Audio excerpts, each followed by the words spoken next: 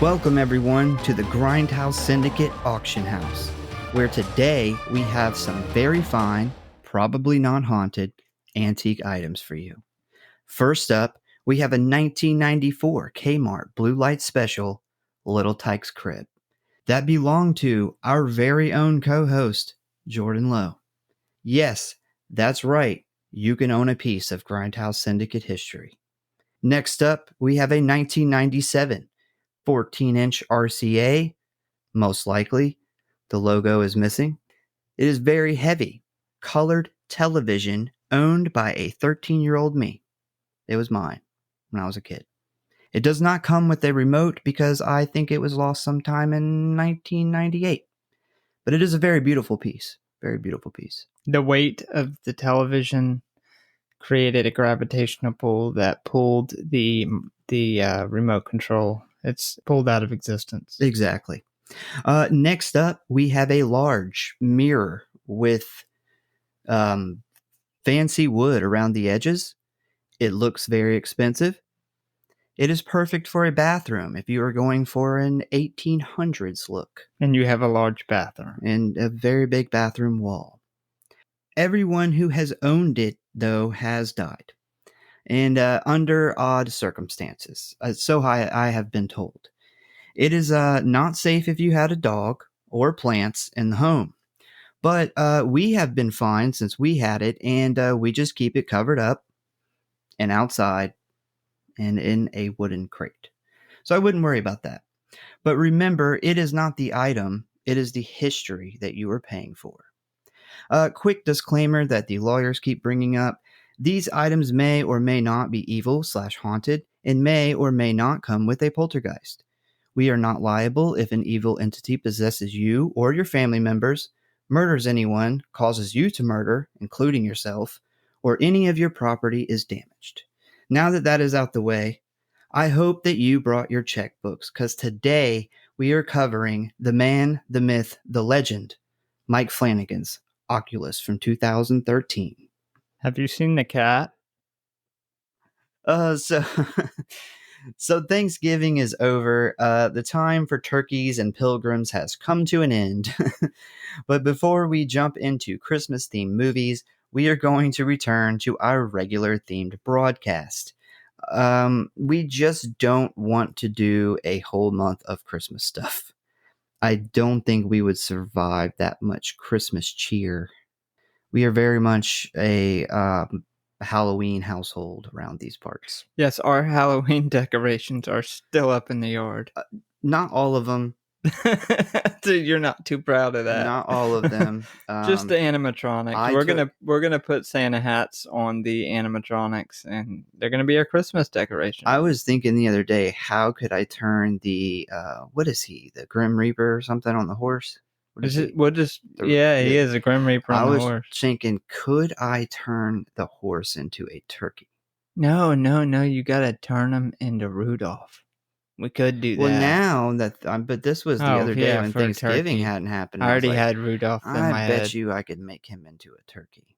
I bet you. You think you could make the horse into a turkey? Oh, absolutely. I mean, it would look like I turned a horse into a turkey, but people would get it. As they drove past, they would get it. Yeah, we would get it. I definitely think I could do it, yes. But for Christmas, we could get a Santa outfit and hat and put it on the Grim Reaper, and we could turn the horse into Rudolph with some fake horns and a red nose, and boom. That'd be very easy. That would be a dope Christmas decoration that the fucking HOA would love. I think we may have to do this, and then we will post some photos to the social media sites. Well, I do put up some dope Christmas lights, so I think with the Christmas lights in the background, I think that'd be a cool picture. It's definitely an idea. I think we could pull it off. I don't know about the other guy. We can't really do anything with him. But we hope that you guys enjoyed our Thanksgiving special, where we talked about killer turkeys, pilgrim porn stars, and wearing people's faces.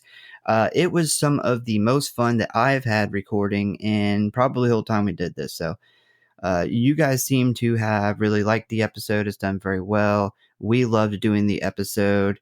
And we want to try to kind of fit more episodes like that kind of in the mix. But yeah, it was a great time. I hope that you guys liked it as much as we did. Gobble, gobble, motherfucker. But if you want to stay up to date on what is going on with us or the show, or talk about or submit your movie requests, or just say hey, which we've gotten a lot of in the past couple days, you can always find us at one of our social media accounts. Facebook at the Grindhouse Syndicate Horror Podcast, Instagram at Grindhouse.Horror.Pod, and we do some TikTok videos from time to time. The Grindhouse Horror Podcast at Grindhouse.Horror.Pod. And subscribe or follow for alerts on new episodes. And if you really love us and you're not just saying that to get in our pants, give us a review. All those links are always located in the show notes for you guys, except in the Halloween episode, because I forgot that one time. I forgot about that. Yeah. After I had said always, I said, well, somebody's going to call me on that. So let me go ahead and just throw out the fact that, yes, I remember I forgot that one time. I wasn't going to call you. No, somebody will write us and say that. You'll never let yourself down. He's very hard on himself. He's lost a lot of sleep over this. I got quite a few messages today that said, tell me about the alligator boy. Yeah. Yeah, quite a few. If you wrote me that, I responded with a very interesting answer. And the people that got the answer back seem to have liked it. So feel free to write me about the alligator boy, and I will send you what we know about the alligator boy. It was actually shed some light for me as well. Yeah, it was good. It was good. So Oculus is a 2013 American supernatural I knew I was going to fuck this up. Supernatural psychological horror film co-written, edited, and directed by Mike Flanagan. It is based on his short film Oculus Chapter 3, The Man with the Plan. It stars Karen Gillan and Brenton Thwaites as two young adult siblings who are convinced that an antique mirror is responsible for the death and misfortune that their family has suffered. It was produced by Intrepid Pictures, Blumhouse, and WWE Studios. I don't know why WWE Studios had anything to do with this, because don't normally their movies involve like a wrestler? I know the early movies did, like See No Evil. Yeah. That had Kane in it. It's really the only one I can think of. No, there was another one that had, I think, John Cena in it. I have never seen a movie The Rock or something. Yeah, that sounds right. Yeah, but I did some stuff with him. It may have been one of his earlier movies he ever did. But yeah, I was very confused for a while on why WWE was in on this. Yeah, I don't understand it either. But hey, they're in on it. They're with it. It was released April 11th, 2014. It has a running time of 103 minutes. It had a budget of $5 million and a box office of $44 million. I'd say it did pretty damn good. It's a good chunk of change. Yeah. You give Mike Flanagan $5 million to make a movie and a pen and a pad, he's going to make you some money. The film had its world premiere on September 5th of 2013 at the Toronto International Film Festival. It received generally positive reviews and was a box office success. The short, the film that it was based on, came out in 2005. It contained only one setting and a single actor. It became highly acclaimed, and interest quickly arose regarding the adaptation into a feature film. So I kind of wondered why it was called Chapter 3. And I guess Mike Flanagan's original idea for this was it to be like 6 different shorts. And they would all be, somebody that the mirror had killed. So a lot of these people that they kind of talk a little bit about the history of the mirror. in this movie. Originally, that was set up to, those were the original stories that he was going to do. And he ended up, it didn't say why, but he ended up only doing this one story. And then this did so well, might as well just make it into a whole movie. But obviously, you can't really have a very entertaining movie with one person in one room. So then all this other stuff was added. And I love that they made this into a movie, but I would have also really liked if there was if they would have did the 6 and this movie, I've been really stoked. Yeah, I actually thought about when the movie went off that it would be a really good opportunity to do a prequel on one of the stories. Or even I didn't think about that, but yeah, do like a short, like a prequel, 6 different ones of the stories of other people that the Lazarus glass has killed. I think there's really good opportunity, and I'm kind of surprised with the success of this movie that's never been pushed out there. I would watch a prequel of even one of the stories. Like, she goes through a bunch of them, but a couple of them I think they could make into great movies. Well, a lot of people have brought that up, and there's definitely a demand for more of these movies. But he claims that he really just wanted to, because he really based this story off of kind of Lovecraft, where essentially you get something that's evil, but you don't know why it's doing it or how it's doing it. You get no answers. It's just this, all of a sudden, this evil thing hits you out of nowhere. And this is you dealing with this evil situation. So I guess once he had made this, he pretty much wanted to just walk away from it because he thought, this is all the story I really want to tell with this. And, that was really, that's all, I guess, all he cared to really do. He had other projects he wanted to move on to. And I really looked hard to see if there was ever even a story written for a prequel or even a sequel that I could find, and there is not. I could not come up with anything. I gotta say, I'm disappointed in his answer there.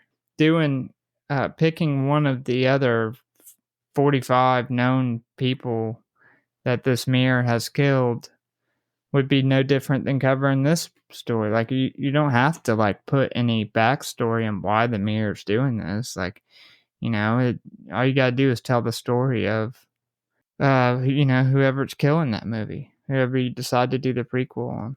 So it sounds like he just don't want to do it. Well, he ended up signing, a few years later, he ended up signing that huge deal with Netflix. He's been at Netflix for probably like 6 years at this point. And that just ended. And now he's signed a deal with, I believe it's Amazon. He's still got a long career, so maybe he'll come back to Oculus. What if we push for Amazon for one of his miniseries, assuming that he's going to do miniseries at Amazon? What if he did a miniseries, 10-episode miniseries this would be amazing. On the mirror and the different people that it's killed? And I'm thinking that it'd be hard to make the stories connect, but Mike Flanagan could definitely pull that off and make that fucking amazing. Well, I will tell you this. The story of this mirror is not dead. And I will tell you exactly what I mean about that later. But Mike Flanagan has not walked away from this mirror. So even though there's not a sequel, there's not a prequel, this mirror is very much something that he thinks is important. And so he's aware of it. The story of it has continued. Yes. Okay. Well, I think that we need to call up our good friend Rob Zombie and get some of his Hollywood connections so we can get a hold of Mike Flanagan and have him mention it to Amazon. I think that a 10-episode miniseries on some of the past prequel to this would be... I'm excited just coming up with that in my head. Initially, studios were interested in a found footage format. However, Flanagan was opposed to this and passed on such offers. Eventually, Intrepid Pictures expressed interest in producing the film on one condition. They said, as long as you don't do it in found footage. And he's like, it's perfect because I definitely don't want to do it in found footage. On October 27th, 2012, filming wrapped in Fairhope, Alabama after just 3 weeks. So it didn't take very long to film this movie. It's an interesting place to shoot a movie. You Yeah. get a whole lot of Alabamas. Yeah, I couldn't really find anything on the actual filming in Fairhope or why they picked Fairhope. I really wish there was more information about this movie, but there's not a ton. And Mike Flanagan himself's not said a lot of stuff about it. He was nowhere near the kind of story powerhouse that he is now, like that Netflix deal. Really put his name. It really elevated his reputation because he dropped so many good miniseries on Netflix, and he's had some good movies since then. But I mean, this was originally he came out with the short in 2006.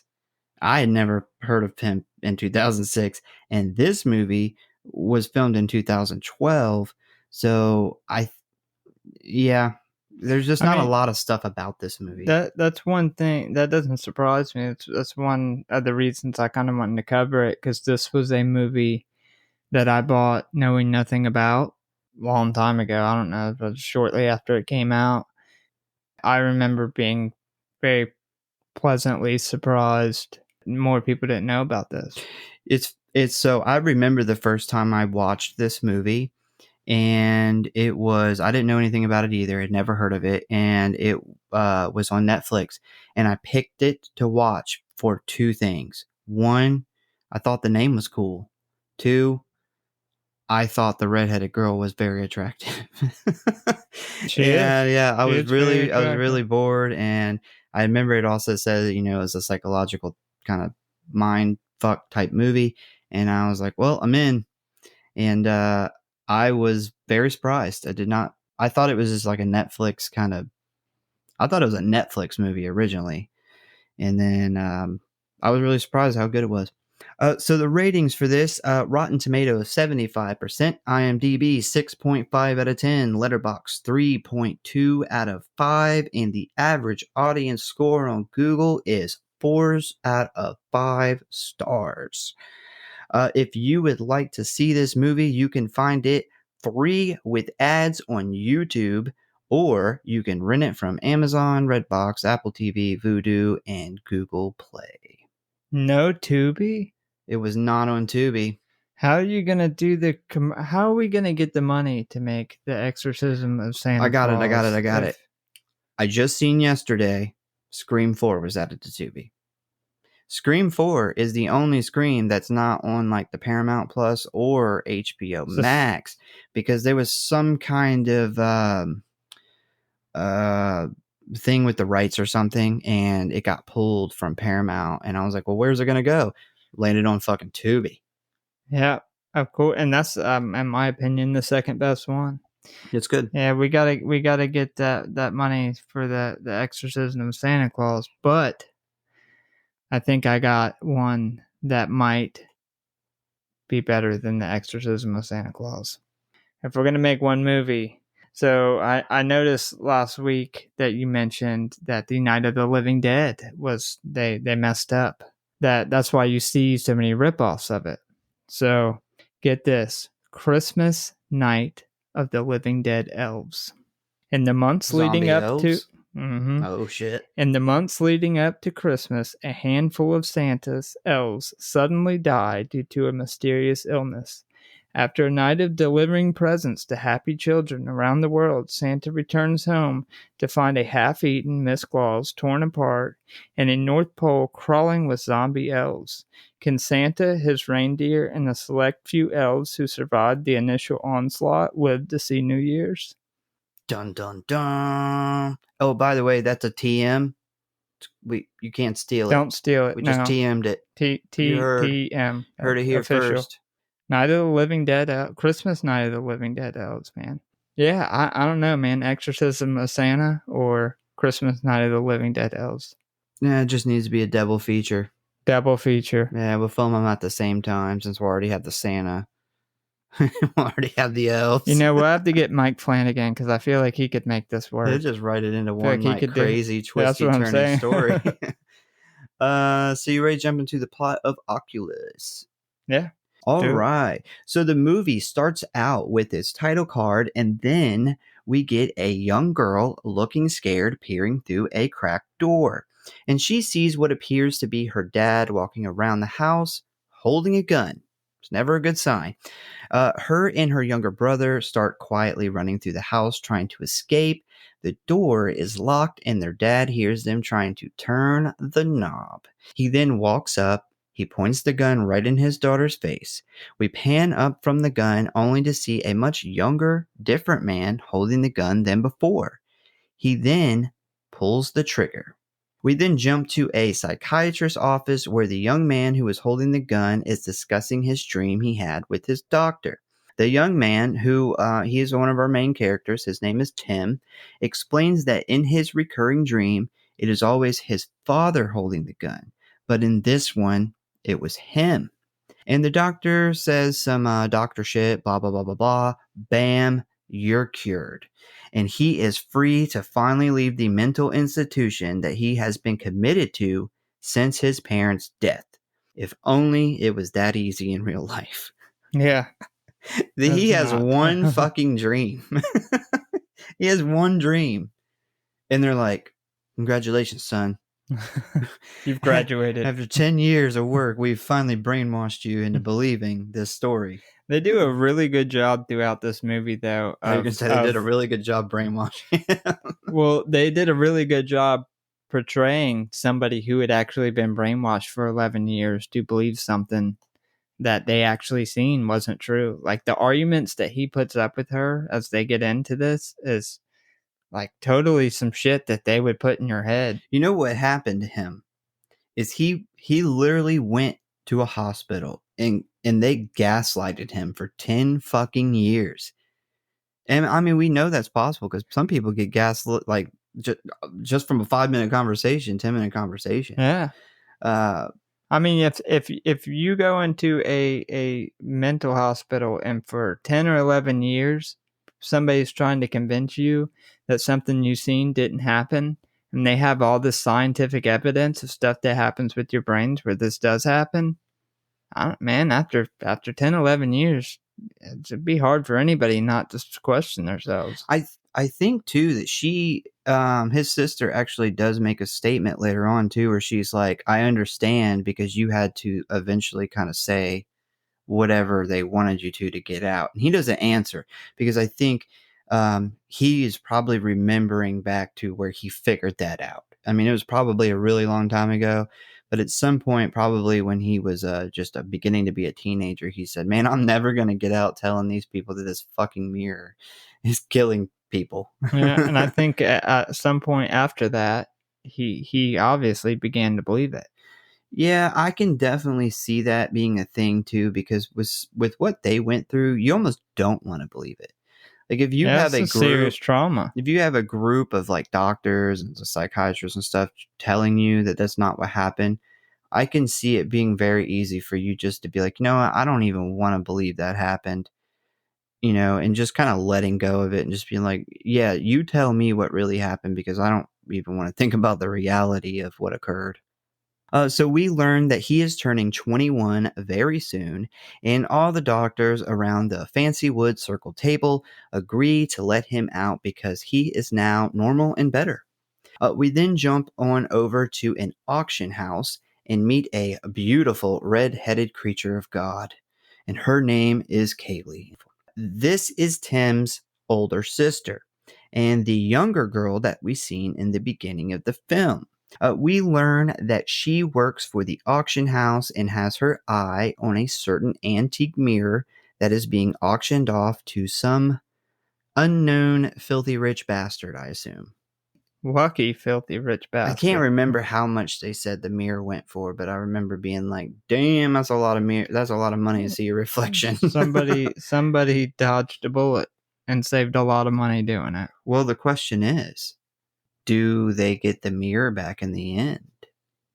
I mean, well, they probably do. The auction house probably takes it because stolen property. Yeah, I'm sure the auction house ends up taking it because she does forge a transfer thing and she steals it. I think that the mirror continues on I definitely do not Well, somebody think. gets it. It's just a matter of I those think the rich guy, fuckers the who wanted to buy it, I if think they got it. I think the rich people probably would have gotten it back. Well, not back because they'd never had it, but they would have gotten it because they weren't supposed to get it for a few days. And anyway, so I'm sure that that's considered stolen property, just like if somebody steals your fucking bicycle and the cops find it, they'd give it back to you. So I would assume it would be very similar, especially with something that costs that much money. But next, we learn a couple of quick things. One, Kaylee has a fiance named Michael that I guess he works at the auction house. Two, that Kaylee will be handling the transfer of the mirror to the new owner for the auction house. And three, she will be picking Tim up from the institution and helping him become a regular member of society. So then we see that Tim is finally all packed up. He is ready to step out into the new world of freedom just as soon as he figures out how that glass door works. Man, Tough door. Yeah, he gets up to the door and he's just like, I've never been through a glass door before. Like, he's like, can't figure out how to open it. And finally, like, this old security guard like gets on a microphone and he's like, "Hey, son, you just gotta open the door when I hit the button." It's all that's holding you back from your rest of your life. It's the pesky doors, man. Yeah.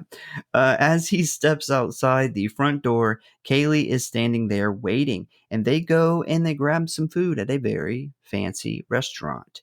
It seems, I guess, that when their parents died, they inherited some money. Because she kind of does explain to him, like, well, here's, your half of the estate. Yeah. So they inherited the house and they inherited some money. And he's, pretty good situation for being 21. Yeah.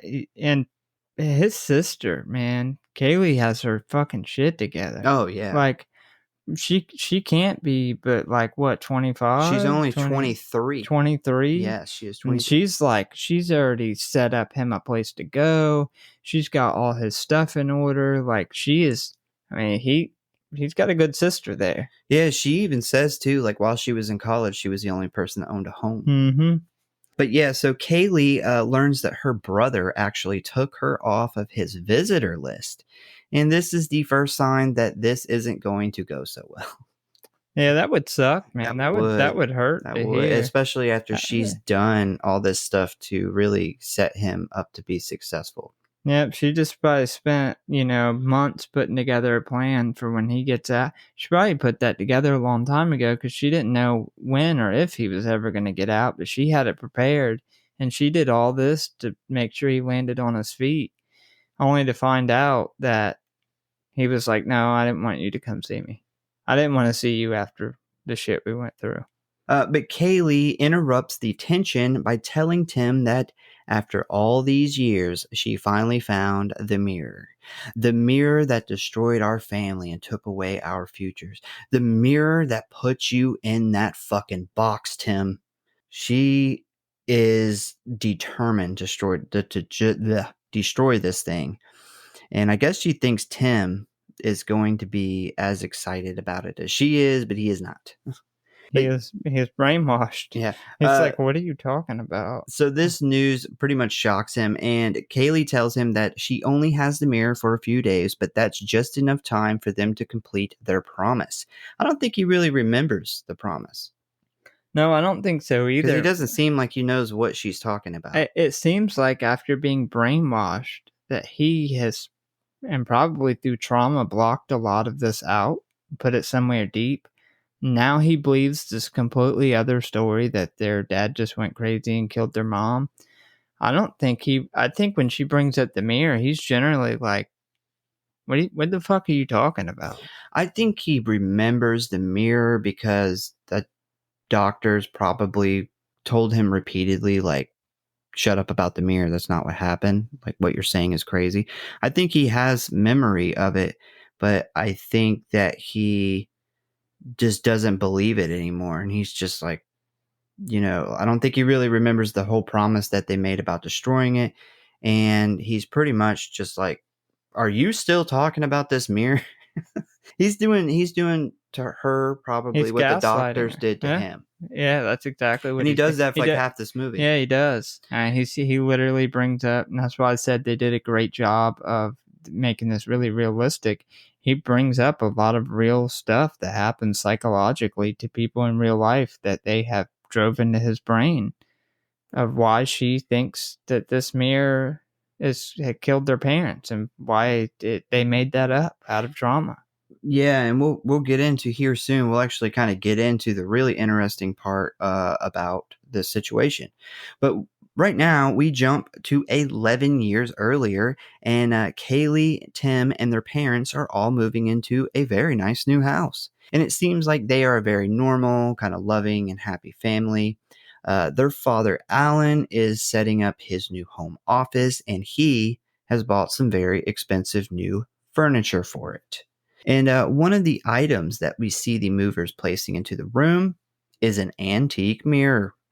So later that night, Alan gets up and he heads to the kitchen for some juice. And pretty much like all the lights are off. And he's kind of navigating his way through like the boxes in the dark. And then he is suddenly startled by a very creepy looking ghost lady with glowing white eyes standing outside his office door. This is kind of our first shot of something creepy, kind of our first ghost shot. And as soon as I seen that, I thought, man, Mike Flanagan's got a thing for glowing eyes. Like right off the top of my head, I was thinking of like other shit where he had ghosts with white glowing eyes. Like that is one of his go-tos for ghosts. Yeah, it's creepy. It is creepy. It looks really cool, and it definitely seems like I guess if I seen that in a movie, I would immediately be like, "Did Mike Flanagan do this movie?" Because that's just a thing that he likes to do. And anyway, so she's kind of like sitting in a dark corner, so he doesn't quite realize what he has just seen, and he freezes for a moment, and he kind of gives it a second look, but the woman is gone, doing ghost shit. And so he walks into his office to see like if the woman is in there. I guess he thinks maybe somebody's in the house. She had to go to ghost work. She had her ghost job she had to go do. She's like, I got other places to haunt. This room appears to be empty, but we do catch a nice long glimpse of this antique mirror. And right after this, we see that present day Kate. I'll go ahead and tell you now, this movie is going to jump between these two timelines a lot. And towards the end, the timelines are going to kind of start to blend a little bit. I think we did a pretty good job here making it really clear of which timeline we're in. But yeah, just heads up. We're going to jump back and forth this whole entire plot. Yeah, and this is beautifully done. But I will say, storyboarding this when they were making this, I had to have given some people some migraines. Well, I did see that when Mike Flanagan was writing this, they actually had to write I don't know if it was the past or the present, but they had to write one of them in a complete different font to keep it from being confusing. And I said, man, sense. I just wrote this whole episode with the movie, and I feel that because it was challenging to constantly be switching back and forth like this. Yeah, so it's funny you mentioned that. So I was gonna put like a little asterisk or something by all the ones when they were kids. Like halfway through, I did it for a couple of my notes, and I was like, well, I'm not gonna go back and do the whole other half. But yeah, I definitely. It gets hard to once you get into it. Like you don't think it'll be that hard when you're taking notes or sure for them writing it, but these stories start to kind of blend together a lot at the end. Yeah, I remember I told you yesterday that we had forgotten when we picked this movie how much this thing jumps around. And then the end is the worst because the end, you have some people as adult versions of them, and then the other person as a kid's version of them, and you don't really know what the fuck, what timeline you're in. But I think I did a pretty good job keeping it straight. But yeah, so right after this, we see present day Kaylee is having dreams about her dad's office and the mirror. She walks over to it and she looks at herself for a moment. And when she turns around, we see her father grab her by her neck and slam her into the mirror.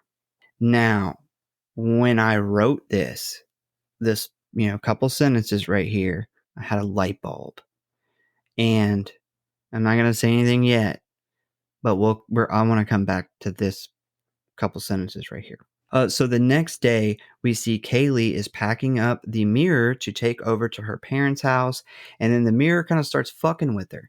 And we pretty much learn how the mirror kind of messes with your mind.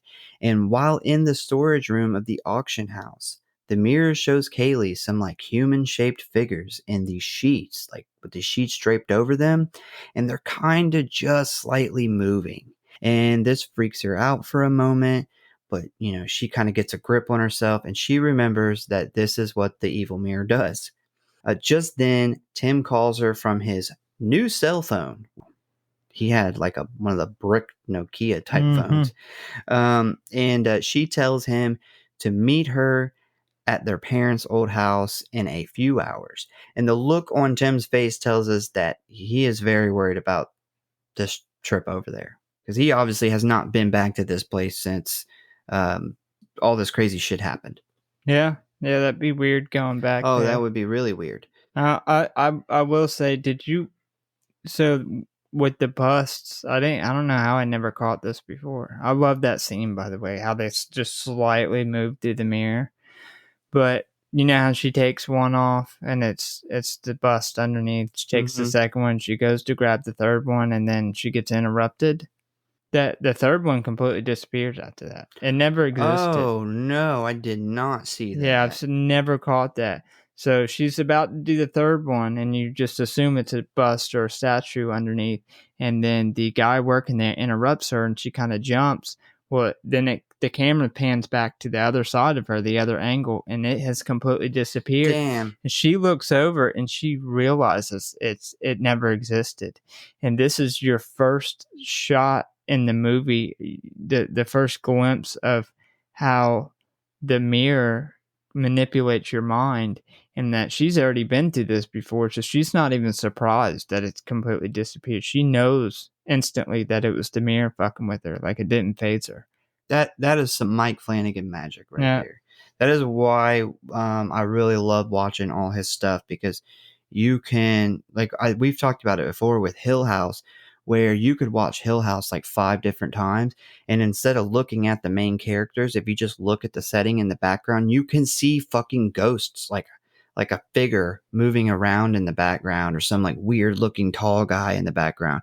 And the fact that you take the time to put that stuff in there, knowing that 90% of the people who watch it are never going to see it, when that scene happened, I wasn't sure that they moved. And I was like, so slight. I just seen her react, and I almost was like, did I see them move, or are my eyes playing tricks on me? Did I just assume they moved because her reaction, because she's seen them move? And it was so small that I'm not even sure if they actually move. And that's the beauty in the writing. Like, he makes you feel what she kind of felt like in that moment. I was in the same boat, because I would have to go back and watch it. I meant to do that to see if they actually move. I did. They do. And the one that slightly moves is the last one. So it's not all 3. No, it's not all 3, but it's so slight, and it's at such an angle, it almost looks like all 3 of them are kind of turning. But the at least the most movement comes out of that third one, because I rewound it when I'm like, well, did that whole statue just disappear? And yeah, it did. It completely, and it's so slight. It's very easy to miss. But they do make it a point for her. She kind of looks back and almost gives a little smile. Like she knows what's going on.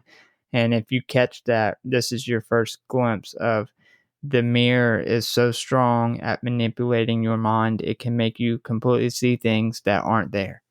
So now we are back in the past, and we see that all of Kaylee and Tim's, their mother, his name is Marie, all her houseplants are very quickly dying, and that Alan is starting to hear whispering while in his office. And during the family dinner, we see kind of young Kaylee commit the ultimate kid sin.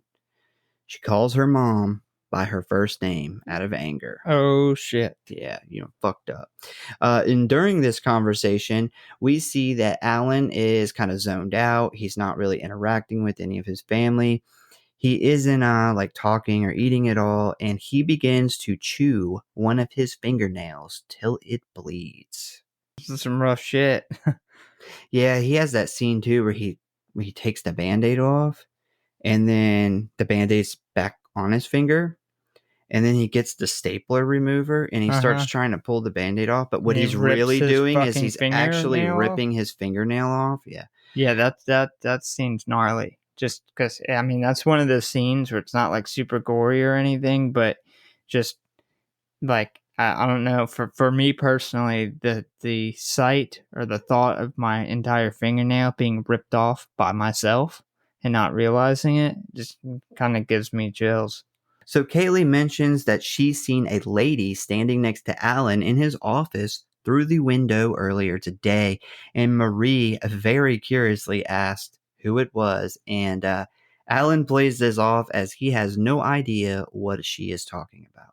Man, when your wife suspects that you got another woman in the house, you need to probably defend yourself better than that. Yep, that was my first thought.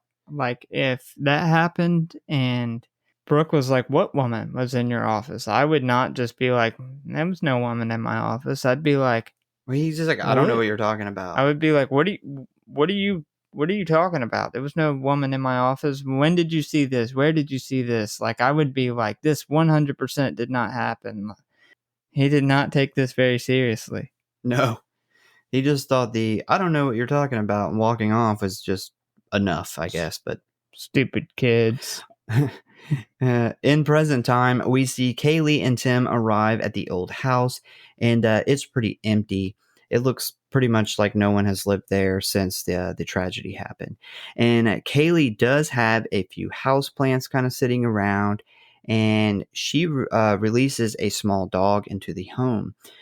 Tim informs Kaylee that he doesn't plan on staying for very long, but she does get him to help her carry the mirror into the house before he leaves. So he's already pulling the whole, hey, I'm not sticking around this fucking place. I got some bad memories going on here. And she pulls the card of, well, could you help me do one thing, which always leads into you being there a lot longer than you planned. They carry and place the mirror in their dad's old office, pretty much where it used to sit. And this is where we see that Kaylee has 2 Mac desktop computers, 2 MacBook Pro laptops, and 2 digital camcorders on tripods set up. And she also has like a camera kind of on the back wall that records this whole entire room. And all these cameras and stuff are facing the mirror. She also has a fucking boat anchor on a hinge attached to the ceiling that she calls her failsafe. So Kaylee basically says, she tells Tim, if you ain't helping me, it's time for you to fucking hit the road. Because she's ready. She's got this mirror. She's ready to get started. Right, she's been planning this shit for a long time. Yeah, you can tell every bit of this 11-year wait, she's been putting this plan together, and she's like, you get the fuck out. I'm ready to start. If you ain't staying, get the fuck out. The amount of thought and precautions that she's put in this was, I thought, genius. I thought it was absolutely genius. Like the whole, if the timer's not reset, it'll destroy the mirror, essentially making the mirror, it essentially gives them safety. I thought that was, you can tell the time that she spent thinking about this. I would have never thought about that.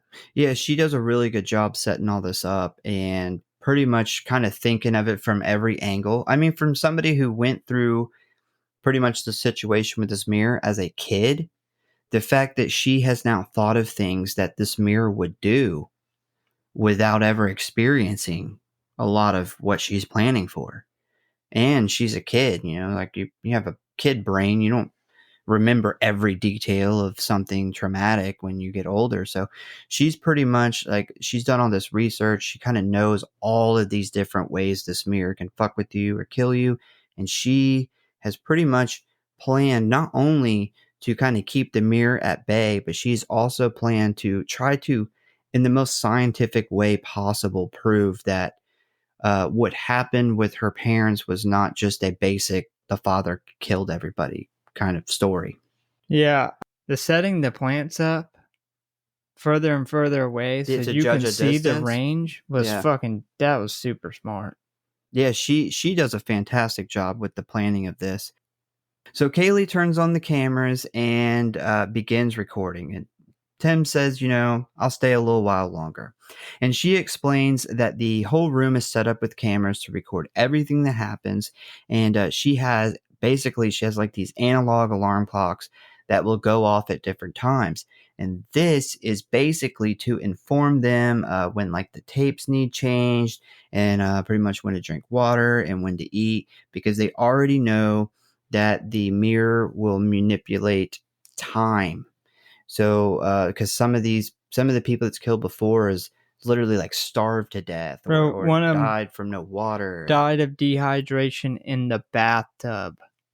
Like, this mirror is not only evil, it's kind of like conniving. Like, it's kind of like, and it happens to them a couple times in this movie too.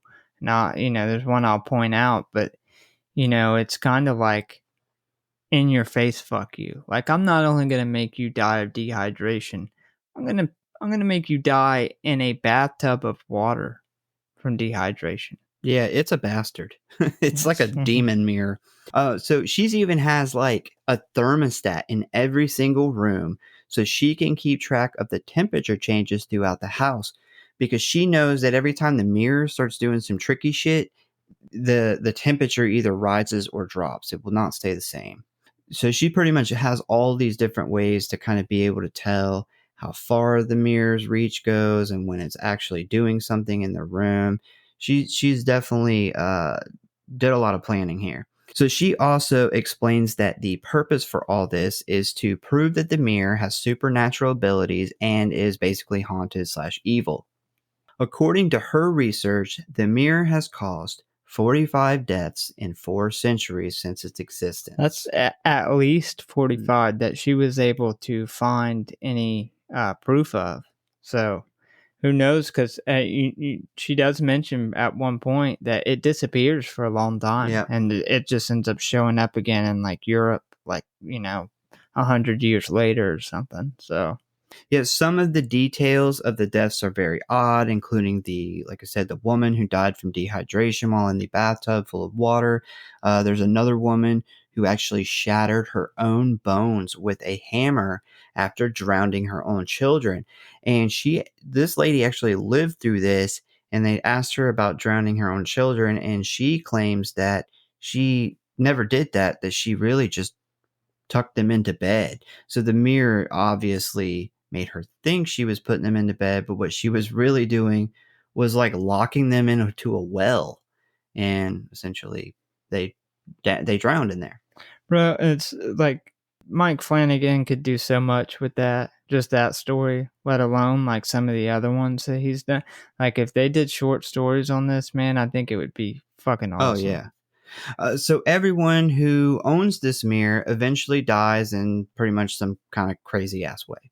One of the stories that I was super interested in that they didn't really touch on is the guy who was very overweight that got the mirror, and then he becomes very successful while still having the mirror, and he's super skinny. He's fit. He looked completely different. And it was like, why did the mirror not kill him and gave him all the success? I mean, I guess he dies eventually, but yeah, that's really weird. Maybe it was part of the conniving way the mirror does is to give him a taste of the success before he takes it from him. Well, what if like there's some people who can make deals with the mirror, yeah, that's true. Man, Mike Flanagan could do so much with this. Yeah, I was really interested in that, and yeah, they don't really touch back on that, and I was like, man, what's going on there? But so this is where we also learned that Tim and Kaylee have different opinions on what actually happened with their parents' death. Kaylee believes that the mirror used its power to trick the minds of her mother and father until it ultimately killed them. And it appears that Tim originally backed this story up when they were kids, but after years of treatment and doctor supervision, he now believes that they have made the story up because they didn't want to believe their father was capable of murdering their mother. We also find out that Tim was the one who ultimately had to stop his father by shooting him dead in front of Kaylee.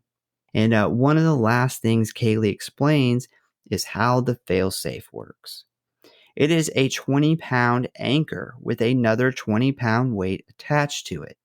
It has been mounted on a swinging bracket on the ceiling and is connected to a manual kitchen timer that must be physically reset every 30 minutes. If this time is not reset, the anchor will be released and it will smash the mirror, destroying it. To prevent the mirror from manipulating the clock, this system uses no electricity. This situation, this kind of deal right here, becomes very important kind of in the rest of the story, because this is what they're using to kind of force the mirror to do what they want it to do. This is also their way of ensuring their survival. Well, that was the thought process of it. It was like it ensured their safety. If one of them, if she planned on doing this by herself, if she wasn't alive to reset that timer, then the mirror would be destroyed. So it would make sure that she was there to reset this timer. So back in time, we start to see the mirror kind of messing with the family's minds. And at the beginning, it's definitely focusing on Alan the most. And it's like making him hear things, and he sees stuff that's not really happening. And it seems to be kind of mostly centered in or around like his office where the mirror sits. So it's like the mirror, when you first bring it in or whatever, like it can only go in like the immediate room. But then we see the longer they have it, the more powerful it gets, the further its power like stretches. He starts to think that his children are like the cause of some of the odd things in his office that's going on, even though they like adamantly deny like ever going in there. He is kind of a dick about it. We also begin to see that Marie is being affected by the mirror as well. She has begun to see glimpses of a woman downstairs at night, and she thinks that she keeps hearing Alan make rude comments to her when she turns her back to him, and she thinks that she can hear him talking to another woman in his office at night. She also looks at her reflection in the mirror and sees herself as more and more unattractive. And this is where we see that the mirror does a really good job of like playing on people's insecurities. Like that is how it starts kind of sinking its teeth in.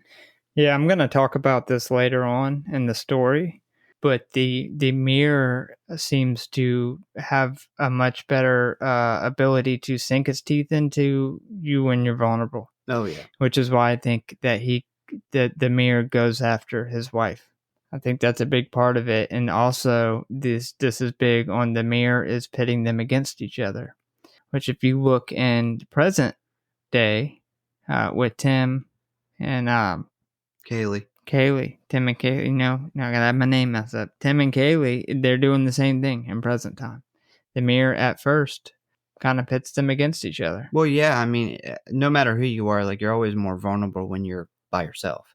Anytime you can band together, you're always stronger. And the mirror immediately, pretty much in any situation, it seems like it gets into, it immediately starts playing on people's insecurities and trying to separate them. Yeah, this is interesting because this is what a lot of very narcissistic, controlling people do in real life to people in these situations. They always try to separate you from people who love you, people that you're close to, and get you alone. So it's interesting that they cults do that. Yeah, cults as well. Maybe a cult built the mirror. At one point, the dog is like barking to get into Alan's office while Alan is gone, and Marie finally says, "Fuck it." She's kind of like really angry at this point, and she lets him in, and she pretty much locks him inside. And once Alan returns, he goes to let the dog out, only to find that the dog has vanished into thin air. Where did the Oh, dog go? the dog vanishes. The dog's Well, yeah, gone. but the mirror just Well, absorbed the dog. she explains that in like 4 other cases before that, that it was reported that their dogs went missing and were never came up again. Huh. And that's why, yeah, Yeah, I just wonder, like, what does it do because with the dogs? Tim remembers it as Yeah, I'm about to go over that, but what yeah. kind of? But she's like, no, that you're remembering it wrong, and clearly she's right in this situation because he's brainwashed. And then that's when she references to like 4 other cases of the people dying that it had been mentioned that their pets had completely went missing and never been seen again, which is why she brings a dog that she named Dog. Yeah, so this is interesting because this is really like one of the first situations where we see that Kaylee and Tim have completely different memories of what happened to the dog. And we know that one of their brains is making up memories that didn't actually happen, because you actually see 2 different versions of kind of what the deal is. You see, the version where the mom locks the dog into the office and then the dog is just gone.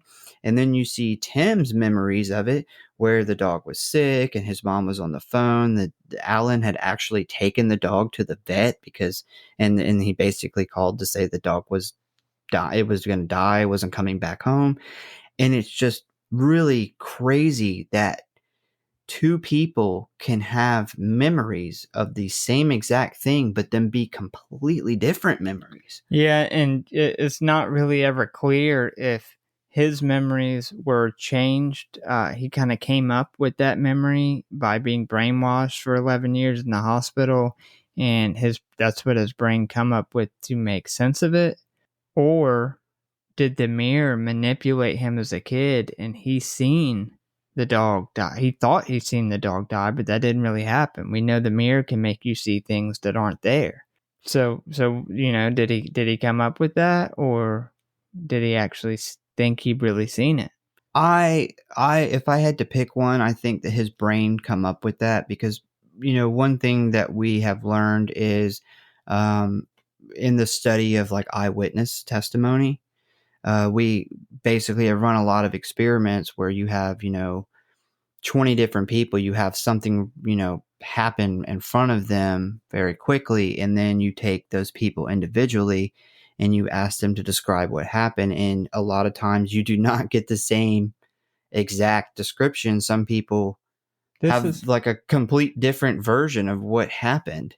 And it's because your brain tries to fill in the gaps to stuff. There's been a study on this that used 9/11. Kids that were kids during 9/11. And they found out that a lot of the kids' stories of what actually happened on 9/11, especially the ones that were in New York at the time, weren't possible.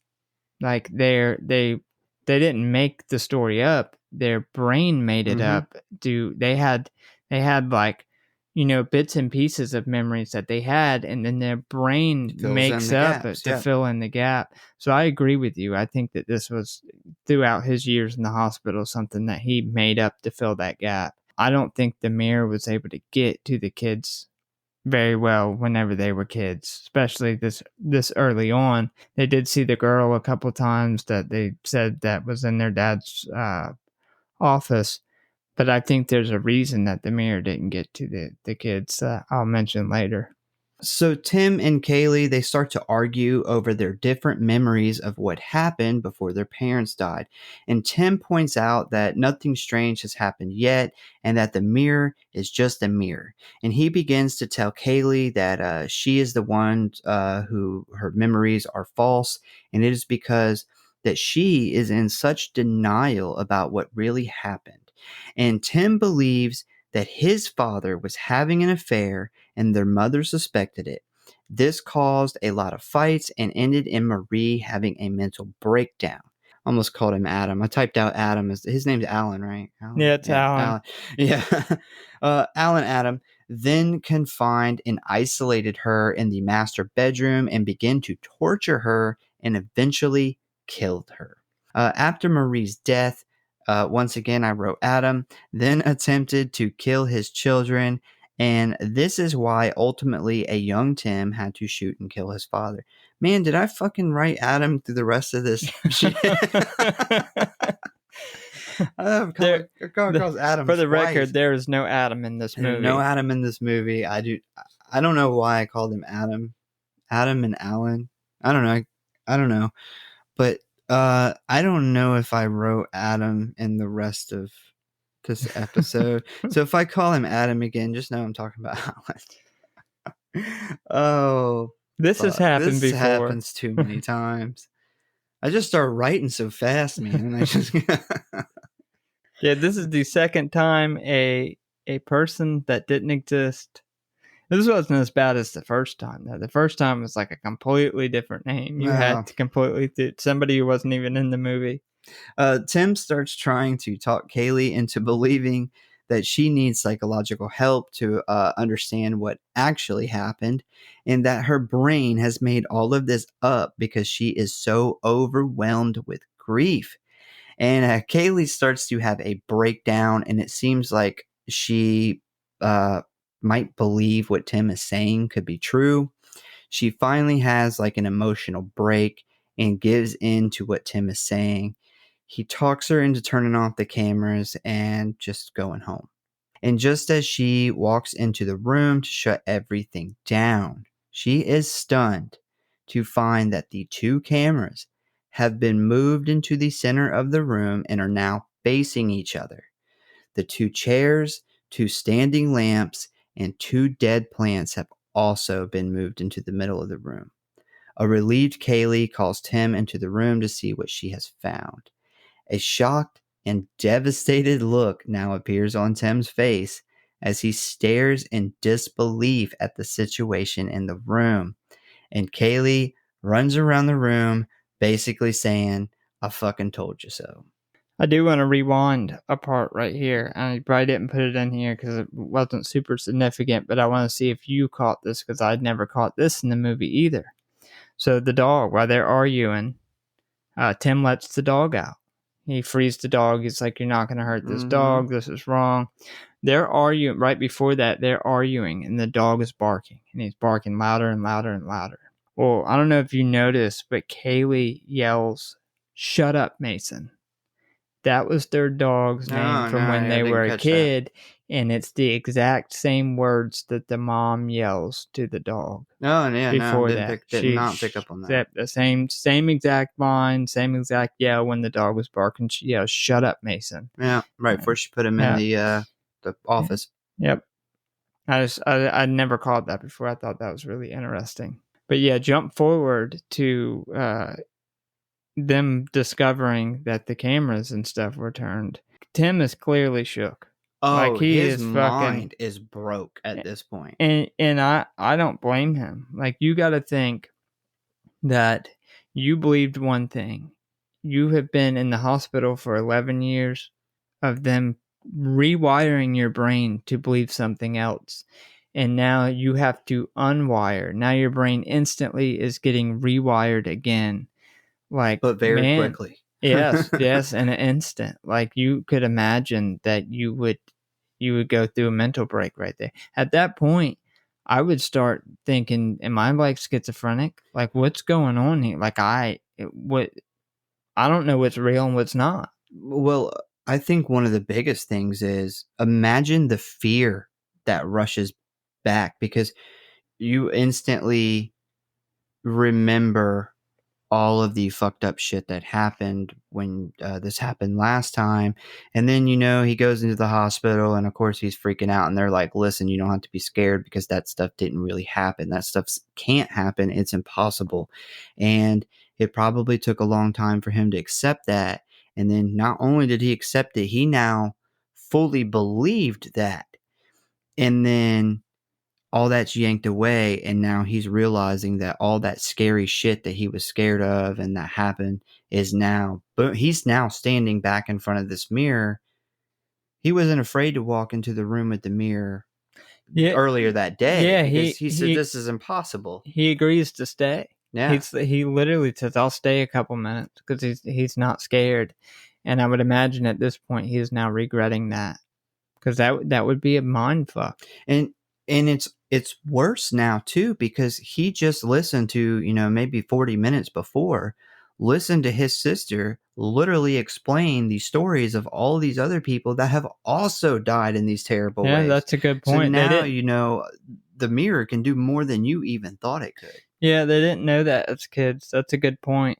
Yeah, so not only is everything you remembering that as a kid coming true, but now you know that this wasn't just, you think a mirror is a lot more beatable. Oh, we're adults now. We were kids then. We know the jig. You have a lot more confidence in finding a way to survive this situation. But when you've just read about 45 cases of people that have owned this mirror that tried everything to get out of this situation. I mean, there was the guy who tried to break it and then ran out in traffic. Yeah. And, now you're like, oh my God, am I ever going to walk out of this house alive? Yeah. He is broken. He is very broken. And then he does a really good job of acting. Yeah, the actor. You see how scared and lost he all of a sudden is. But so Kaylee and Tim review the footage of the third camera on the wall, only to see themselves just moments before having the same argument while they were rearranging the stuff in the room. So the mirror literally makes them do what it wants them to do, but they have a memory of it. Like, they don't have any memory of this. They think that they were in the other room arguing. This is obviously not that shocking to Kaylee because she knows, but to Tim, I mean, this is all hitting so fast, and he's got to be sitting there thinking, well, oh my God, I'm looking at a footage of me doing this, and I wasn't even in this room. That's... You know what I just realized too? In that footage, they never show him the whole part in the middle of the argument where he lets the dog out. Oh yeah, good point. Yeah, so the mirror made them imagine all that. That never happened. The dog disappeared. Yeah, he took the dog, and then so they didn't be like, oh my God, it did take the dog. Yeah, the mirror made up a whole entire memory of them releasing the dog. Yeah, I just realized that. Yeah. Wow. Maybe that's why the dog was barking so much, because the mirror was, I don't know, sucking it into the mirror or something. We don't really know what it does with the dog, but the dog is obviously barking. Well, that's what Mason, their dog as a kid, did right before he disappeared. He was locked in the room with it, and he was barking, and they were like, "We can't get the dog to shut up." That's when the mom yells, "Shut up, Mason!" Well, at that same time, and it makes a lot more sense now of why they put it in there, that Kaylee yells, "Shut up, Mason," just like the dog, as the dog is being taken by the mirror. She said the magic words, and it says, "Shh." Right into the mirror. So Tim immediately starts to have a mental break and attempts to call his doctor from outside, but his phone does not make the call. Kaylee then informs him that he never went outside and he never tried to use his phone. So, this mirror is hitting hard quick. I mean, it's like some crazy good acid. The crazy bad acid. This is about to be a bad trip. Big time. So back in the past, we see that Marie is becoming more and more unhinged as the children mention that they keep seeing a lady and Adam. I wrote Adam. Okay, I guess he's going to be Adam the rest of this fucking movie. No, it's got to be Alan, because my notes are Alan. So his Alan Adams' office at night, and Marie gets possessed by the mirror and attempts to strangle Tim. Kaylee saves him, and the kids kind of run up to the room, with a crazed Marie chasing after them. They hide in the room while their mom beats wildly on the door. Adam arrives home and Marie attacks him as well, and he puts that fucking sleeper hold on her ass. He gets her with that cobra clutch, locks her up, and she passes the fuck out. Adam. Oh my god! I think I literally wrote his name as Adam in the whole rest of this episode. You just had you had a change of heart. I had the fucking cast up. Ah, fuck it. No, whatever. Just changed your mind halfway through. No, it happens. I don't know what happened. Sometimes I decide to call people names that they're not. Alan attempts to call 911, but the mirror disrupts this, and then we see Alan drag Marie into the bedroom and then carry chains and a hammer in with him. Later that night, Alan explains to Tim and Kaylee that their mother is very sick and needs to stay in bed for a few days. He doesn't want them to bother her rest, so they are not allowed to go into the bedroom at all. He also refuses to say what is wrong with Marie or answer any questions or any of their concerns about what is going on. So this right here is even more that it's kind of showing you that the mirror, the more vulnerable you are, the more power the mirror has. And that's kind of Tim. When this shit first starts happening, Tim has a mind break. Mm-hmm. And it's hitting him really hard. Well, the mirror kind of sets this whole other woman thing up. It is when Marie has this break in the office that her scar opens up. And as her scar opens up, that is the evil mirror entering her. That's when it takes her over. Well, she also kind of pisses the mirror off because she throws something at it. And the mirror immediately is like, "Oh, bitch, you want to try me?" Yeah. And fucking instantly hits her with a evil spirit punch, I guess. So I have a theory on this. I'll get more into it, but I think that the mirror it's having a hard time getting to Tim. In the beginning of this movie, the mirror tries to fuck with him a lot, but he kind of brushes it off. I think he's really headstrong. That's when it starts this plot. It uses the kids to bring in this other woman, and it starts to as a lot easier of a time getting to Marie, and it eventually takes over Marie completely. I think that the dad was telling the kids to stay out of his office because I think he sensed something the entire time from the beginning with that mirror, because he's seen that apparition, the stuff happen with this fingernail, but the mirror was having a really hard time because he was still going golfing with his buddies. Like, it maybe mentally affecting him a little bit, but it was having a really hard time getting to him. I think he sensed it, and that's why he told the kids to stay out of his office. I think that's why he put a lock on his office door and didn't want the kids in there, because he sensed there was something wrong. And it eventually takes over Marie at her most vulnerable point. Tim has stayed strong this whole time until he has to save his kids. He has to choke his wife out. Poor Tim. Like, I'm thinking as a husband. Tim's the son. Not Tim, Alan. I'm sorry. You mean Adam? He's got 3 fucking names. Yeah, so Alan's been headstrong this whole time, and he chases his wife down. She's trying to kill his kids. He has to, he gently chokes her out the best he can.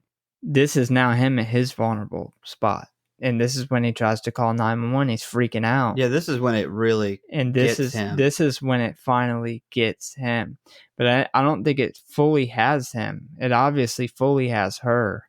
But this is when it starts really affecting him. And this is him at his most vulnerable point. Yeah, because up until he tried to make that phone call, we see scenes with him as being just normal.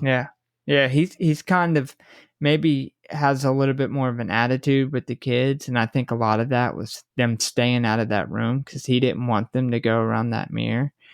And like I said, I'll touch on this as the movie plays out, some more evidence of this. Yeah, I think it had a hard time getting to Tim for some reason. He was very headstrong, he's not very vulnerable. It got the wife, and that caused... You mean Alan God damn it, man. Yeah, so Alan, yeah, I think he was very headstrong. I think the mirror had a difficult time getting to him. Well, the wife becoming crazy becomes Alan's insecurity. Yeah. Yeah, that's it. When he chokes her out and then the kids come out and he has to tell them, no, go back in the room. Like that situation, you can tell he's like, oh my God, my wife tried to kill my kids. Now I choked her out. My kids are coming out the room. Like I literally obviously had just choked her out. They're freaked out. I don't want them to see this. I got to call 911 and get help for my wife. That's him finally at his most vulnerable position. So in the present, we see Kaylee has moved the cameras back facing the mirror, and she asks for Tim's assistance while handing him an apple to eat. Kaylee then has a quick flashback of her dad walking up the stairs. She then goes to change a blown light bulb in the kitchen. She places her apple on the countertop and puts the new bulb into the lamp. She then picks up her apple and takes a bite, only to freeze at the sound of glass falling at her feet. She then looks to see that she has taken a bite out of the old light bulb instead of the apple. She then spits out blood and realizes that her mouth is full of glass. When I watched this, I didn't necessarily remember it, but I do remember this trailer with the light bulb and the apple. That's a good thing to put in the trailer, because that is a skin crawling scene. When I seen this movie, I was like, oh shit, I remember this. I remember this was the main focal point in the trailer. So Tim calls out to Kaylee, and as she turns towards him, it is revealed that the bulb is actually just an apple, and the mirror is just fucking with her. I'd be so happy to find out that at least, the mirror didn't fully fuck with her to the point of her biting a fucking light bulb. Well, I think the mirror knows that if it really caused her to bite into glass, they would have to leave and go to the hospital, and the anchor would. I think the mirror's just a fucking asshole. Mirror's a dick. And also, I think she's a lot more headstrong, and I think that's why it fucks with Tim a lot harder at first whenever it reveals itself, because Tim kind of falls apart. She is a lot stronger, so I think this is the mirror trying to fuck with her, and it's just kind of having a hard time.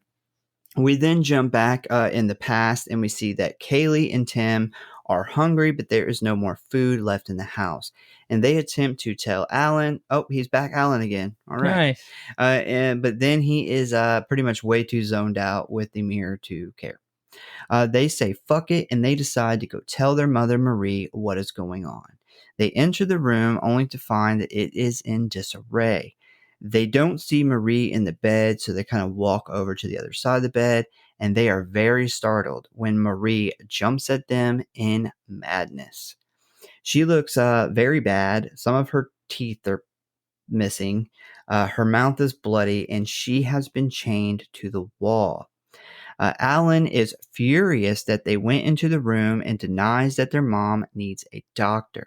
They attempt to call one themselves, but keep hearing the same voice on the line, just telling them to have their father call instead. Kaylee goes to a neighbor for help, but Alan kind of talks his way out of it, explaining that Kaylee is using her mother's illness for attention. And if I was that neighbor, I'd be like, yeah, okay, yeah, I understand. And I'd go right home and I'd call the fucking police. Yeah. I wouldn't be like, yeah, he does play it off good, though. Yeah, I will say he plays it off good. But if a kid called me and told me that, I'd probably just send the police over there anyway. Just send the police. So back in the present, we are starting to see that the events from the past are beginning to blend with the events of the present. Kaylee and Tim aren't even acknowledging each other because they are kind of both stuck in their own visions and flashbacks.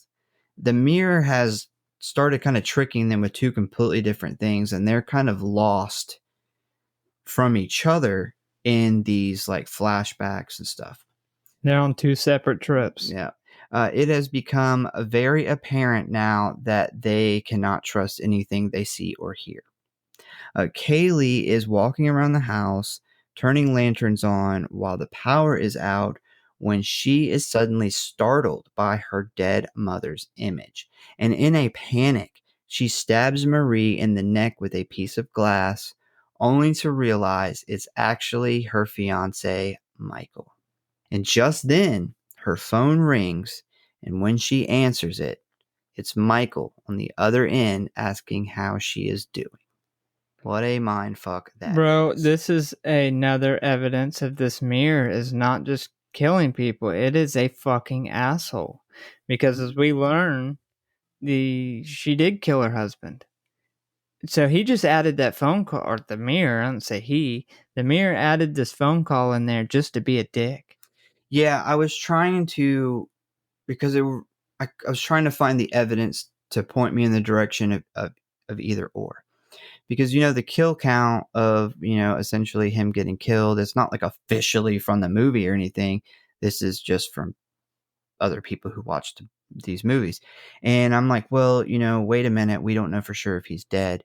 And I will say that the one thing that makes me go over to the side that he is dead and really dead is this. Could the mirror time the phone call with showing her Marie and her stabbing Marie in the neck?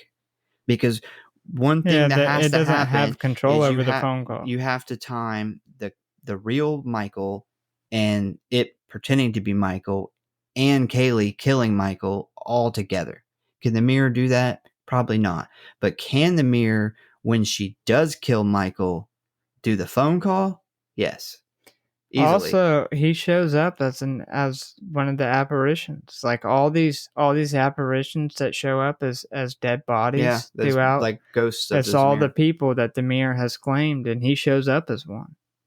Yeah. And also, again, the mirror has no idea what he looks like or who he is. Mirror's never seen him before. Yeah. So I do think that she actually did kill him. She also mentions, like, first she thinks it isn't true because the glass on the ground wasn't real, but then Tim realizes that it's actually from the pot that she kicked that is real. But she uses the camera too. That's one thing she's using to see. Yeah, but I feel like the mirror could trick her with the camera. Like that's in the possibility the mirror could make her think that the camera's reliable when it's not. Yeah, I could see that too. But I think him showing up as an apparition and the phone call added in there, for me, there was never any question for me that he actually died. So Kaylee begins to have a breakdown and Tim takes her outside. He calls for help and he tries to convince Kaylee to just sit outside and let the kill switch timer run out and destroy the mirror. This is the plan I would have went with. And this is what I love about this movie is that, especially Kaylee, she is a super headstrong. She does, as an audience member watching this movie, she goes above and beyond. She does shit that you would have never even thought of, like all these fail safes. This isn't one of those movies with stupid horror movie characters where you're like, why the fuck would you do that?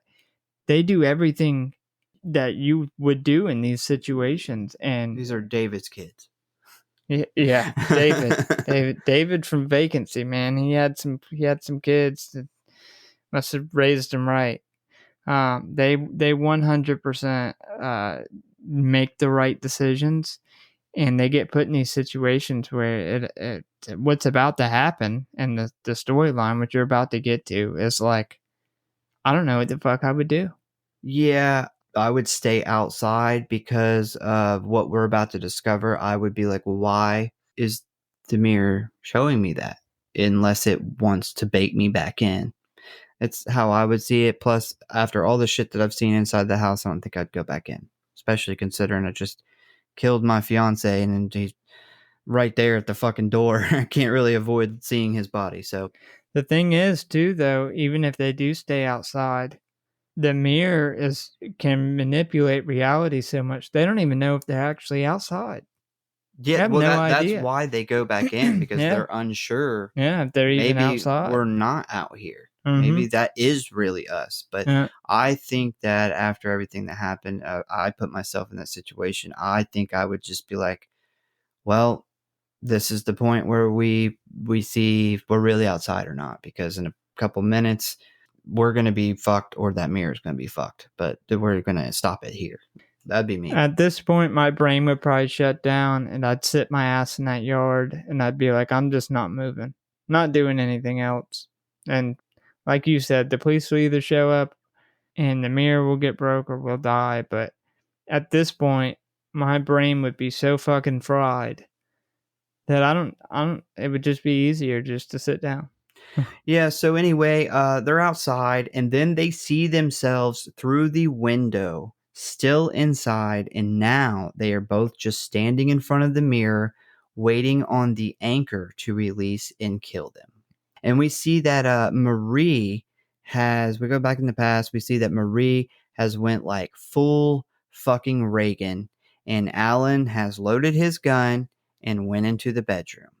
He then releases Marie from her chains, pretty much sets her free, and she then attempts to kill Tim and Kaylee. A possessed Marie catches Kaylee and begins to strangle her before coming to and realizing that she is killing her own daughter. And we see Marie kind of just turn back into herself for a moment. And just when this happens, we see a bullet exit her chest as she falls to the floor. The camera then pans behind her to reveal Alan holding a gun as he shoots her 2 more times. The kids attempt to smash the mirror with golf clubs, only to realize that they can't hit it. Every attempt that they make misses and hits the wall next to it. Alan points the gun at Kaylee's head and goes to shoot her, but before he pulls the trigger, Tim strikes his arm with the golf club, knocking the gun from his hand. Alan then begins to strangle Kaylee. Tim picks the gun up and demands that he let her go. Alan does this and turns around to face Tim. Alan gets on his knees and basically tells Tim to shoot him. Tim hesitates, but Alan puts his hand over Tim's and pulls the trigger for him after telling them to run. The gun goes off and Alan's body slams against the mirror, putting a crack in it. Alan's body lay on the floor as Kaylee screams for her father, and just then, Tim and Kaylee notice that all the ghosts from the mirror's past are kind of walking towards them. It's the first time we're really seeing a bulk of these creepy ghosts all together, and it's very kind of zombie-like. Yeah. It's very creepy. Yeah. My theory on what has happened here is this mirror still wasn't able to get a hold of Alan. This whole time, Marie too, though. I think this whole time, Alan is fighting the mirror. He's going against the mirror. I think it is fucked with his head, obviously. Like, he's gone crazy. He's become obsessed. He sits and stares at the mirror. The kids are being completely neglected. He doesn't want to kill his wife. I think he's trying to defeat this mirror, and he doesn't know how to do it, and he doesn't want to kill, he doesn't want to kill his wife. He doesn't want his kids to get killed. He is trying to figure out how to beat this mirror the entire time. Finally, he says, fuck it. He loads the gun, goes in there, realizes he can't kill her. That's why he sets her free. But instead of her going after him like he planned, she goes after the kids. And he goes to save the kids. And right whenever you see her come back, right as she's strangling Kaylee, that's when it fully takes him over. That is his most vulnerable spot. He is watching his wife now strangle his daughter, and that's the first time that the mirror actually fully takes him over. And that's why he just continues like just shooting in her afterwards. And despite that, he is able to fight the mirror at the end. And whenever he basically kills himself, he guides Tim's hand over the gun, puts it to his chest, and tells him run. And he falls back and cracks the mirror. I took this as kind of symbolic, as out of all these people, Alan's been the first person to ever hold off the mirror. in the history. He's been the first person to ever hold off the mirror completely. And him dying is what puts the crack in the mirror. That's the first crack that the mirror has a weakness. Alan's been the first person to ever basically fight it. But I think that was Alan's most vulnerable moment. He didn't want to kill his wife, clearly, but his wife was killing his kids, and that was it. The mirror finally got him. Yeah, it's just something we'll never know because I think it's supposed to be a mystery. I don't think there's any clear answer, but the whole him protecting the kids and going against the mirror that whole time, that's something that I never picked up watching this movie in the past, is that he was protecting the kids from the mirror the whole time. I think he sensed from the very beginning when he seen that apparition that there was something wrong with that mirror, and he didn't want them anywhere around it. Yeah, I think he realizes that he's got to have Tim kill him because he has already realized that he just can't keep fighting this mirror. And if he doesn't, he has this very small window of being himself, and they've got to just kill him in order for them to survive. But yeah, Tim is suddenly brought back to the present time by the sound of an alarm going off. He is sitting in front of the mirror alone, with Kaylee nowhere in sight. Then we see a young Kaylee walking up to the mirror and it has the mirror has her mother's spirit calling her from the reflection of the mirror.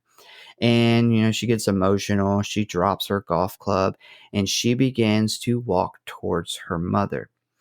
They share a warm and embracing hug, and while this is happening, we see an adult Tim walk over and release the anchor and finally destroy the mirror. He's pretty much had enough of this shit.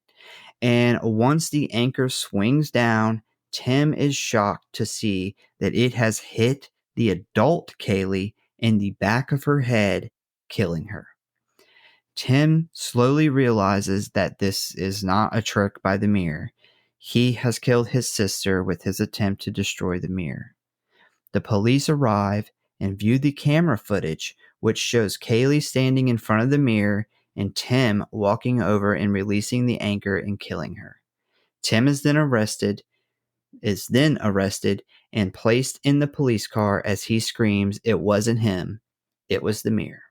We then see Kaylee is now a ghost of the mirror, standing in the window of the home with her mom and dad.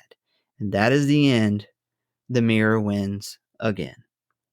What a very bleak ending.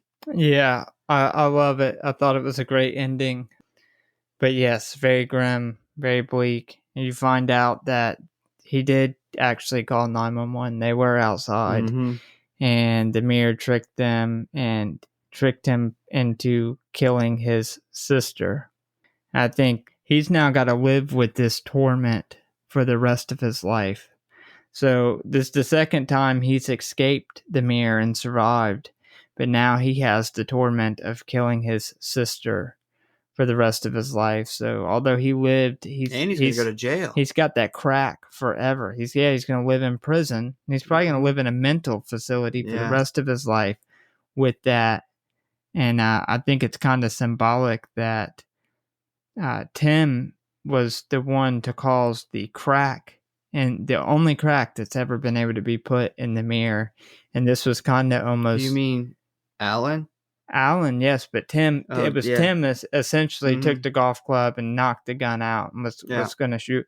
So he was the one who lived from that situation. And it's almost like that payback. Like the mirror lived with this crack, and now Tim has to live the rest of his life. He survived, but he's got this crack he's never going to overcome.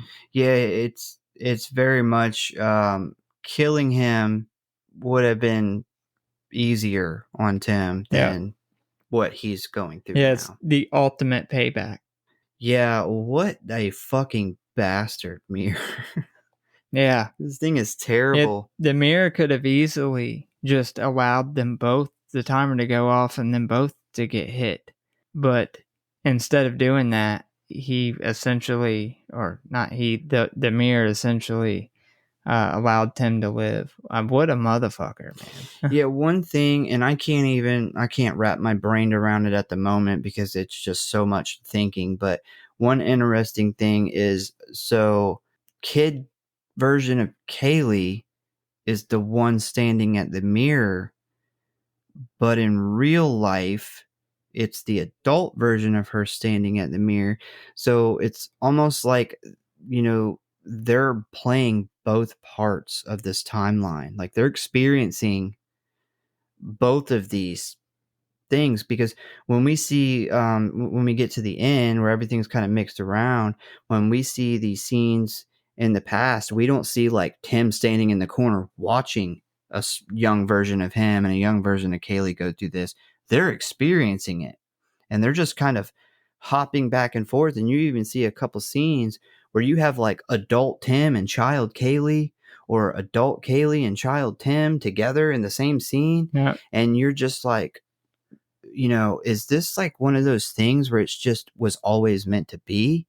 Like, I mean, I don't know, man. It's so confusing. I don't even have the brain power to go over it at the moment. Yeah, and we said at the beginning of this episode, it is two separate stories of two separate timelines, and they jump back and forth the whole movie, and they converge at the end, and they converge beautifully. Like the way they were able to take these two different stories in two different times and merge them, I thought it gives me a headache thinking of how they even decided to even storyboard that and how they were going to lay out the scenes. But I think they did it extremely well. It's like the mirror found a way to put itself at the auction house that Kaylee worked at, because it knew all this stuff had to happen. Like it's just one big That's an interesting circle. take that maybe these things happen when they were kids because this was all meant to happen. Like it was just destiny that this was going to happen whenever they were adults. Yeah, that's an interesting take. Yeah, this is definitely something that, I'd like to, I don't know, try to put more of an opinion together and have just like an after show version of this to figure this out. Because I mean, this could go on for so long trying to it's so dissect hard all this, because there's no limitations with the mirror too. That end scene could have been adult Kaylee. You also don't know it's real. It could have been adult Kaylee, and it may have made her into like a kid again. And would it made her feel like she was a kid again? We don't even know. That may have been symbolic of like her inner child going to hug her mother again. And we just seen it as symbolic. We don't know what, from Kaylee's perspective, that was.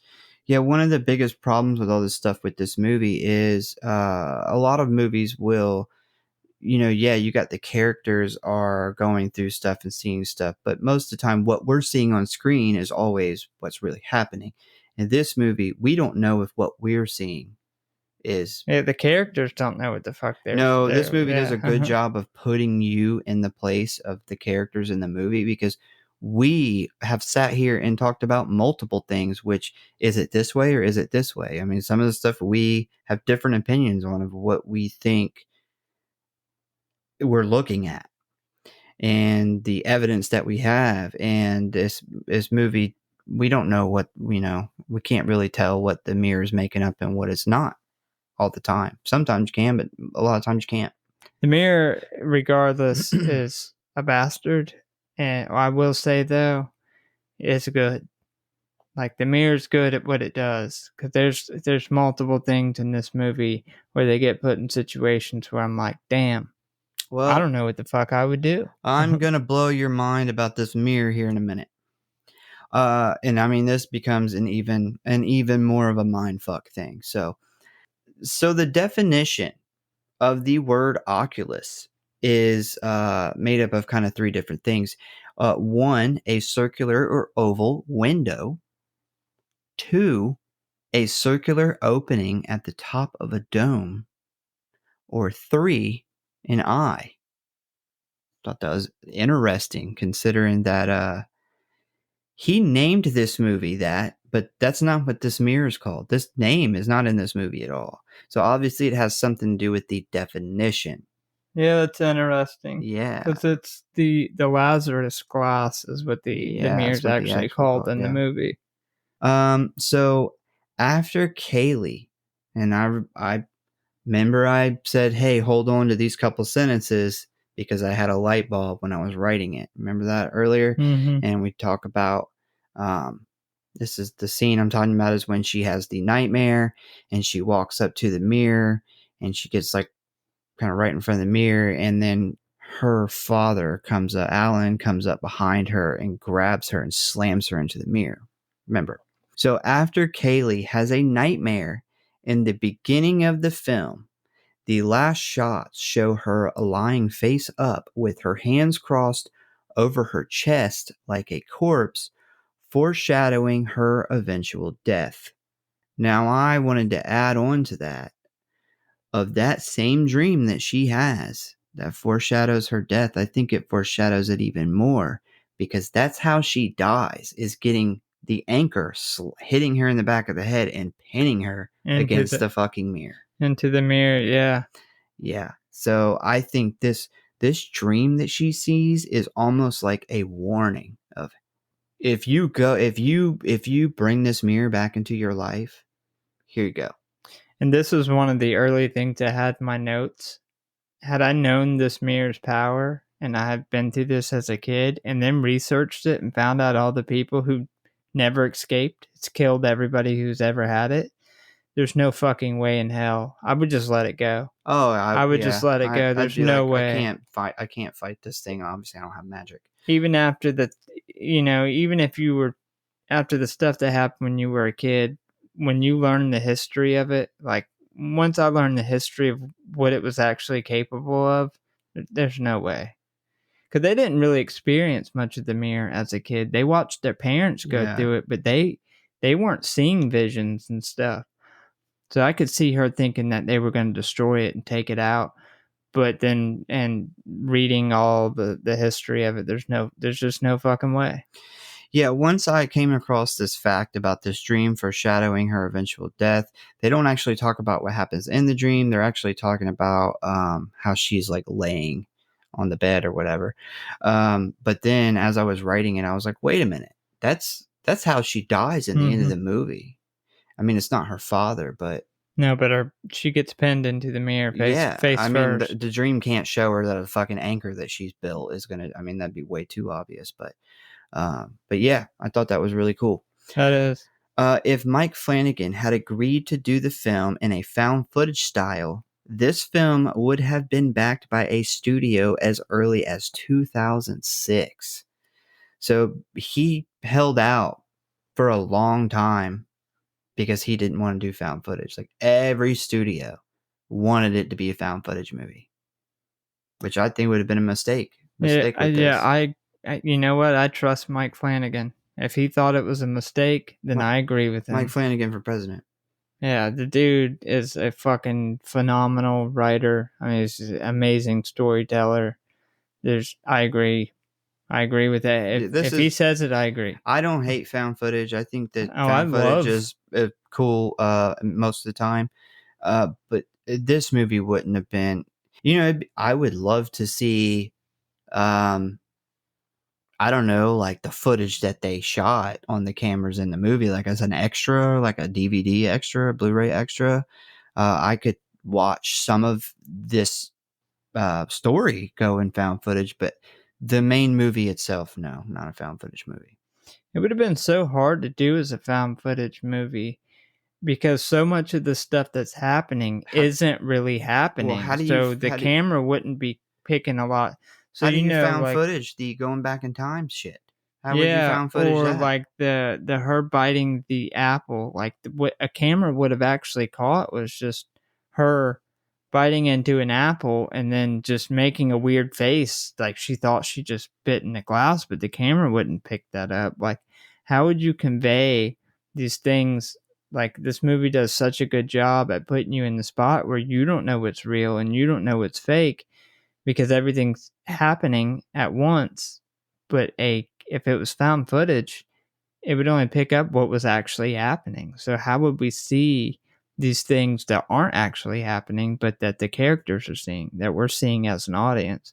So yeah, I think I love found footage movies. They're not like my favorite genre of horror movies, but there is some really good found footage. I love a well done found footage movie, but I agree with him on this one. Yeah, it would be weird for Mike Flanagan to have a found footage movie because his writing is so, man, I don't know, it's so complicated His strength is in his that storytelling. found footage has to be simple because you're only getting these kind of shaky 1-2 person camera angles. And yeah, I just feel like a story that he is written he would have to write a way more simple, watered down story for him to make a found footage movie. But are you ready for the big one? Because this one's super cool. I'm ready. All right, so Mike Flanagan has included the Oculus mirror as an Easter egg in most of his movies and TV shows. It is in the basement of Ouija Origin of Evil. It is in the headboard in Gerald's Game, the wall. It is hanging on the wall in the Haunting of Hill House, and it is also in the Overlook Hotel in Doctor Sleep. And I went even further and checked. It is in The Fall of the House of Usher, and it is in the best place it could be in. It is in the bar where they make the fucking deal right behind them on the wall. If you take both of them, you know, the brother and the sister, and they're sitting there, it is directly in the middle of them sitting back there. And this is what makes it really interesting to me is what if he includes this in all this stuff because this mirror is having some kind of part in all of this shit that's going on. There's so many possibilities. That's what I told. I said like it trying to go through your head. It becomes so big that your brain Bro, how have we never can't even take it. noticed this? Yeah, or not even that we haven't noticed it. How would we've never heard about this? Yeah, it's in like Midnight Mass. It's in like, I mean, dude, I could have created a whole fucking list of everything it's been in, but it is literally like always in the background of some creepy ass scene, and I'm just like, dude, like Fall of the House of Usher for good example. Well, they make a deal with the devil that That's night, what I'm too. saying. And this mirror is hanging on the wall. So is this mirror connected to this story? But unless you know the mirror from this movie, you would never know that. Yeah, that's wild. And the only people that actually ever really know about the mirror is people that are like negatively affected by it. So it's not like it'd be common knowledge amongst any characters about this mirror. Yeah, and you know the mirror's history, and then you know all the people who's died, and all of those series, and just you made the comment of the guy who actually became skinny and successful, and did he make a deal with the devil? That is the fall of the House of Usher. They make a deal with the devil to be super rich and successful, and they end up dying. His kids die in horrible ways because of it, and then he ends up dying eventually. But I mean, that is essentially the story. So you wonder if is this mirror involved in this story too? Shit, I don't know. Fuck, you could go back and watch that show, and there may be clues to it at this point. We never had the idea of the mirror in our head when we watched it, so we may have never picked up on it. No, and now I'm thinking like Midnight Mass. Was it in? Did he put it in Midnight Club? I think it is in Midnight Club. Now I'm starting to think back at these stories. Midnight Mass was incredible. Trying to think because they're so long to remember the details and how things are connected. Makes me want to go back and rewatch it. And another thing is the mirror. People lose track of the mirror in its history in this movie. When she's trying to track it, she says there's chunks of time where nobody knows where this thing goes. She didn't know who had it before it came through the auction house. it doesn't even necessarily make sense of what happened to it when her parents died, because she inherited all their shit. She didn't get rid of the fucking mirror. But yeah, it's just mind blowing, absolutely mind blowing. But Yeah, that like I said, that the amount of things that I'm probably gonna think of that I wish I would have said right now, because now I'm probably gonna think about this for hours, and the stuff that we can't even remember from 5 different shows that if you go back and watch that you might put together. Man, that's really cool. Might have to do some research and eventually have a side episode. That would be a good side episode. Yeah. So let's do a ratings and kill count. The kill count for this is a total of 4. You have Marie Russell, Alan Russell, Michael Dumont, and Kaylee Russell. There wasn't really a lot to pick from favorite kill. I went ahead and just went with Kaylee because it's the most shocking and the best kill. Same. Yeah, that was Same. Easy. That was the end, the big shock end, and it was the best kill. Easy I was pick. really sad because I thought she was beautiful. God, she was. So rating. I went first last time, so you can go first this time. Man, this one's hard because after doing this episode, I already rated it high, but just knowing some of the connections and some of the stuff we put together, just talking like the dog thing and just even us talking through it, that I realized. But I give it a 4.3. And I will say that before I watched this movie, maybe it was a little lower, maybe like a 4. Watching it in detail and really paying attention to it, though, a 4.3. I may watch it again. It might go up to a 4.5. I don't know where it's going to even out at, but for now, 4.3. It's an amazingly well written story. I love that the characters do everything right. It's not one of those horror movies with stupid ass characters. They do everything right, but they still lose in the end. The ability to tell 2 separate stories simultaneously and have them bleed together, I thought was done beautifully. The all the acting was great. All the main characters. There's not a lot of effects in this movie, but when there was effects, I thought they were done really good. I thought the people that the mirror had taken when they come back, and especially at the end where they're all in there, it's really fucking creepy. I thought they did a good job with that. And just overall, a great movie. Highly recommend if you've not seen this movie. It is, especially if you're a fan of Mike Flanagan and you like a very well thought out, complex story. Everything he does to strength is in the writing and the storytelling. So if you're a fan of his and you haven't seen this, or just if you haven't seen his this movie and you're not really familiar with his work, check it out. What did you give it again? A 4.3. I gave it a 4.2. Yeah, well, close. My screen says 42 because I didn't put the dot in it, but it's not that good. Does that have an Adam next to it? Yeah. I gave it a 4. Adam 2. Adam Allen Russell. Yeah, I gave it a 4.2. It is, oh man, it's so much more mind bending than I originally ever thought. And that's one thing we've learned since we've been doing movies for this show is you can watch a movie, but then when you watch a movie to the point where you actually have to explain in detail stuff about the movie to, the world, you watch it differently and you pick up on stuff that you would have never picked up on before. And this is one of the movies where you'll pick up on a lot of stuff you've never realized. I would have rated this movie, probably a 3 something before, but this watch was way higher. So yeah, 4.2 for me. But yeah, definitely check this movie out, especially if you love all of the Netflix things that he's done in the past 5 years. And this would be right up your alley. But certified really good movie from us. Just my mind's just blown by the Easter eggs with it being the possibilities are endless.